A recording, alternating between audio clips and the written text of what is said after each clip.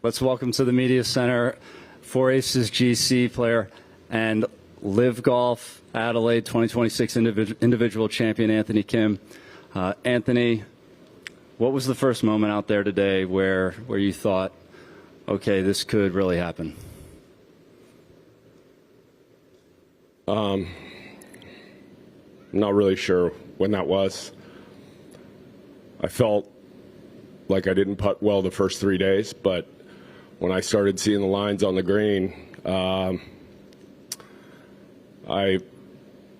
just said, give yourself as many chances as possible. You can win this thing. And obviously, you know, Bryson and John didn't have their best today, but regardless, I putted great. My caddy and I worked so well out there. I heard my wife shouting, even when it was going bananas out there. So all those little things, including, I don't want to forget the support I've had from the crowd here in Australia has been second to none. I'm very overwhelmed with this feeling right now, but my plan is to keep getting better and start winning some more trophies.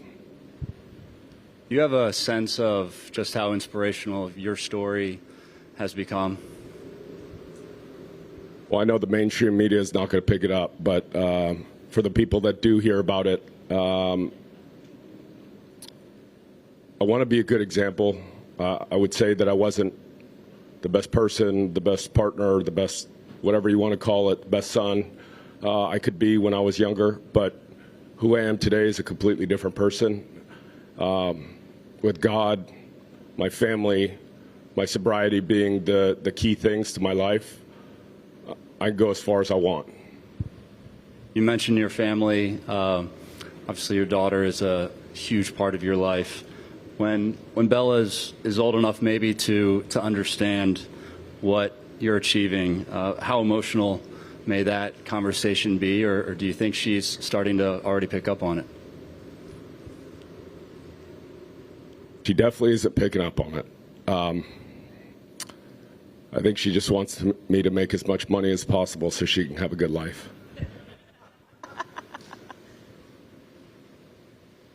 And lastly, you know, your message has always been about, you know, getting 1% better. That stretch down the back nine, those fist pumps. Is there any sense that maybe those were years in the making? Yeah. I'm too old to be reacting like that because I think I pulled something in my hip. But I will say that was all the lows that I went through in my life that I got to dig out of. Every putt that went in, I felt the struggle, and I was overcoming it. So it was therapeutic out there to fight through it and come out on top. Thank you. Media, please raise your hand.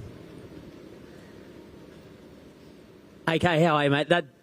I think you underestimate how important that was to golf in general when you said that the mainstream media won't pick it up, because when you eventually log into social media, I think that you'll see that absolutely everyone was rooting for you. So well done, mate. Two-part question. First is about your daughter. At some stage, you're going to sit her down. You're going to tell her I believe I saw 5,795 days since you won your last tournament to today. 16 years since you won the Houston Open. She's going to ask what happened in between that time. What are you going to tell her? Like, what is it? Just the downs and how you can fight through it, or what lesson do you want her to learn out of what you went through and how you got to here? I'm going to try to leave a lot of details out, but I will tell her that, you know, before she came into this world, that I didn't feel any purpose in my life. And, you know, whether you have a lot of money, whether you have a lot of success in your life, you still can feel lonely and feel like the world is against you. And that's in your own mind, because I had a lot of people rooting for me. Obviously, you saw it there, how many people were rooting for me. But I just want her to know that no matter how bad your day is, if you keep fighting, you never lose. And hopefully she takes that with her for the rest of her life. And the second golf part, and it's a bit cheeky. I don't know if it's been thrown around yet, but I believe tomorrow there'll be headlines saying Aussie Anthony or Aussie AK or whatever we want to claim you as. We're pretty good at that, but we've got an Australian Open that has a Masters exemption at the end of the year. Is that something you might come back for? If I can get a visa. I thought you've got it now. Yeah, no, I got one now. So, yeah, we'll see what happens. You know, golf is very important to me. It's obviously my focus right now. But at the same time, I want to do what's best for my family. I want to take my time and enjoy these moments. That's why I was out there on the green with my daughter and my wife, because I didn't do this by myself. There's people very important in my life that have helped me get here and have supported me, and without wanting anything in return. So this is for all of them. I want to enjoy the moment, but also I'll be back on the grind soon. I'm back here. Congratulations, Anthony. You've done something pretty special today.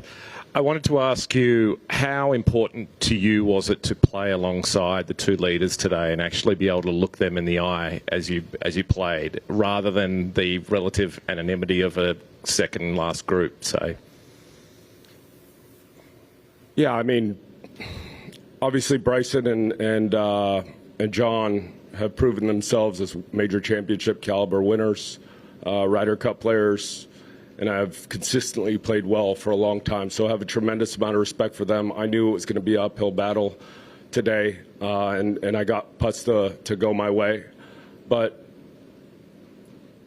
obviously Bryson got off to a bad start and really just kind of was hanging in there. But John was playing halfway decent at first, and so when I got close, I felt it was very important for me to be seeing what he was doing, even though my focus needed to be on my game. I'd like to know where I was compared to the other leaders. And what will a celebration look like for you? As we know, 16 years and lots happened. How will you celebrate? I might actually watch the movie Frozen. I don't know, man. I didn't plan this far. I planned to be contending to win golf tournaments, but I haven't gotten this far. But I'm going to enjoy my time here in Australia. We're going to be here for 2 more days, and we're going to go see the kangaroos and the koalas, maybe some giraffes. So that's my fun. To your right. It's Steve from the Watering Hole podcast. Okay, mate, well done. You took us all on an emotional roller coaster today. Let's just put the golf aside for a second. I just want to know, as a family man myself, what did it feel like to have your wife and your daughter come up and give you the hug when you got the win, and just what were the feelings going through your mind? I actually saw a clip of y'all's podcast.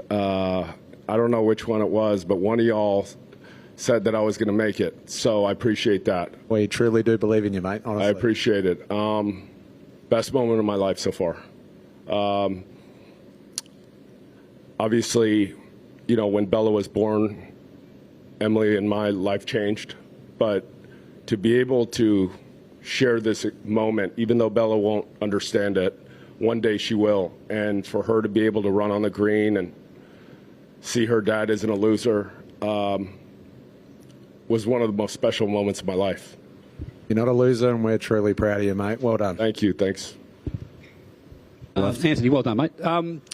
You said on Thursday you shot 5 under on Thursday, and we asked were you sort of able to channel that 20-something young bloke, and you said, look, you didn't want to have much to do with that 20-something. You know, you've moved on. You're a 40-year-old man now. Lots changed and all that. But that 20-something young bloke was pretty good at golf, and you've played a cracking round today, mate. How much can you channel that young bloke and continue to produce rounds like that? Because you seem to be walking on air, and you had great momentum, and you know you made putts after putt after putt.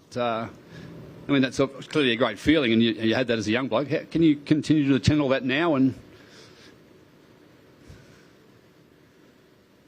I know I can make a lot of birdies. I know my self-belief is second to none. Obviously, taking 12 and a half years off the game is a long time, and you have to build that confidence back. And so I guess from when I was in my 20s, I was never scared to play anybody. I'm not scared to play anybody now. I know this is just one golf tournament, but I believe in myself, so that will never change. Do you have any idea of where you sit on the official world golf rankings? I think you've earned about 23 points today with that. Do you know if you're qualified for anything? Yeah, I mean, I don't want to get into that, so. No worries. Thanks. Thanks. To your right. Anthony, we had Bryson and John Rahm in here last night, and they were both basically describing you as an inspiration, not so much for what you're doing on the golf course, but the journey that you've been. Do you feel like an inspiration? Do you hope to inspire outside, people who may be struggling, and what lessons, I guess, do you hope they could learn off you? 1,000%. 1,000%. I want to inspire people.